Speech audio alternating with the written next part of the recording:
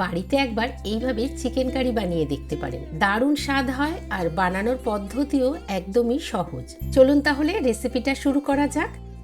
এই chicken curry স্বাদটা কেন একটু আলাদা হয় চলুন সেটাই প্রথমে দেখাই। এখানে নিয়ে নিয়েছি 300 গ্রাম পেঁয়াজ, মানে 4টে বড় সাইজের পেঁয়াজ, সেটাকে স্লাইস করে কেটে নিয়েছি। যেরকম ভাবে আমরা বেরেস্তা ভাজার পেঁয়াজ কাটি ওরকম স্লাইস করে কেটে পেঁয়াজগুলোকে ছাড়িয়ে নিয়েছি।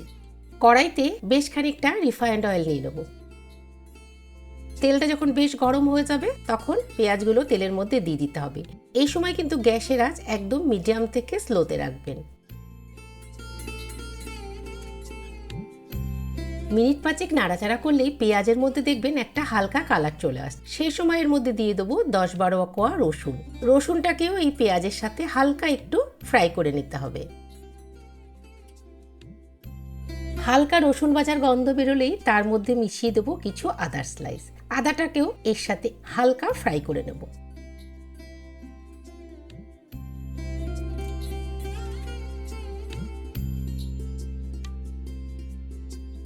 পেঁয়াজের মধ্যে কিন্তু হালকা ব্রাউন কালার চলে এসছে। এই সময় চটজলদি গ্যাসের আঁচ বন্ধ করে এই আদা রসুন পেঁয়াজটাকে তুলে আলাদা একটা পাত্রের মধ্যে টিস্যু পেপারের উপরে রেখে দেবো।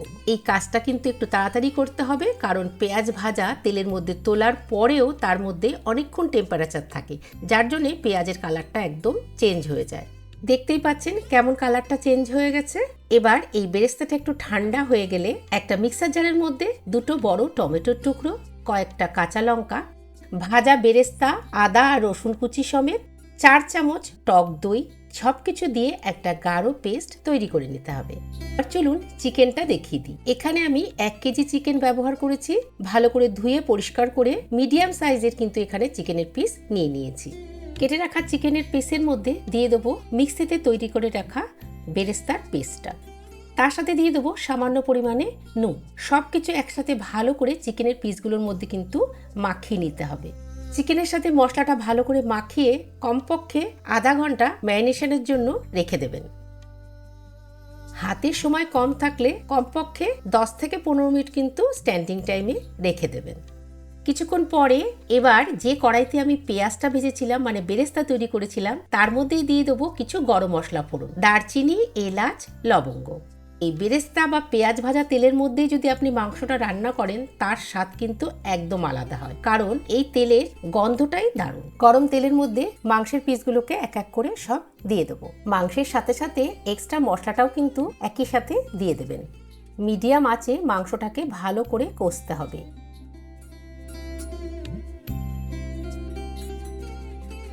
আস্তে আস্তে দেখবেন মাংস থেকে মশলা আর তেলটা আলাদা হওয়া শুরু হয়েছে।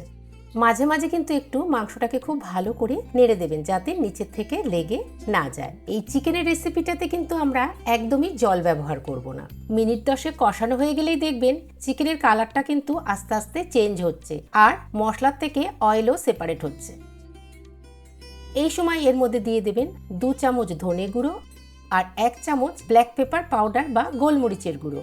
মশলার সাথে চিকেন ম্যারিনেশনের সময় কিন্তু আমরা নুন ব্যবহার করেছি, আর দইতেও একটু নুন ভাব থাকে, তাই গ্রেভিটা ফোটার সময় নুনটা কিন্তু অবশ্যই চেক করে যদি মনে হয় তাহলে একটু নুন মিশিয়ে নেবেন। সবকিছু একসাথে ভালো করে মিশিয়ে নিয়ে স্লো আঁচে মাংসটাকে আরও কিছুক্ষণ কষাতে হবে। জল দিইনি, তবুও দই এবং মাংসর থেকে যে জল ছেড়েছে তাতেই কিন্তু মাংসটা ভালোভাবে সেদ্ধ হয়ে গেছে। মিনিট 10 মধ্যেই আমাদের চিকেন কিন্তু একদম রেডি হয়ে গেছে। গ্রেভিটার কালারটা দেখুন, আর চিকেনের যে স্ট্রাকচার তাতেও কিন্তু বোঝা যাচ্ছে যে চিকেনটা পুরোপুরি সেদ্ধ হয়ে গেছে। এই চিকেনের রেসিপিটার স্বাদ আরও একটু বাড়ানোর জন্য এর মধ্যে দিয়ে দেবো কিছু আদার জুলিয়ান, মানে মিহি করে কুচানো আদা স্লাইস আর কয়েকটা কাঁচা লঙ্কা। ব্যাস, গ্যাসের আঁচ বন্ধ করে খানিকক্ষণ এটাকে স্ট্যান্ডিং টাইমে রেখে দিতে হবে। কি তৈরি হলো তো একটা অন্য স্বাদের চিকেন কারি। অবশ্যই কিন্তু এই রেসিপিটা বাড়িতে একবার বানাবেন আর কমেন্ট করে জানাতে ভুলবেন না কেমন লাগলো এই নতুন চিকেন কারি রেসিপিটা।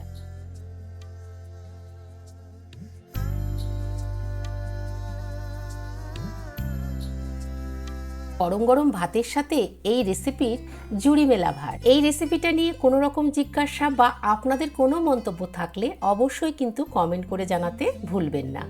আপনাদের সাথে দেখা হবে নতুন এক রেসিপির সাথে।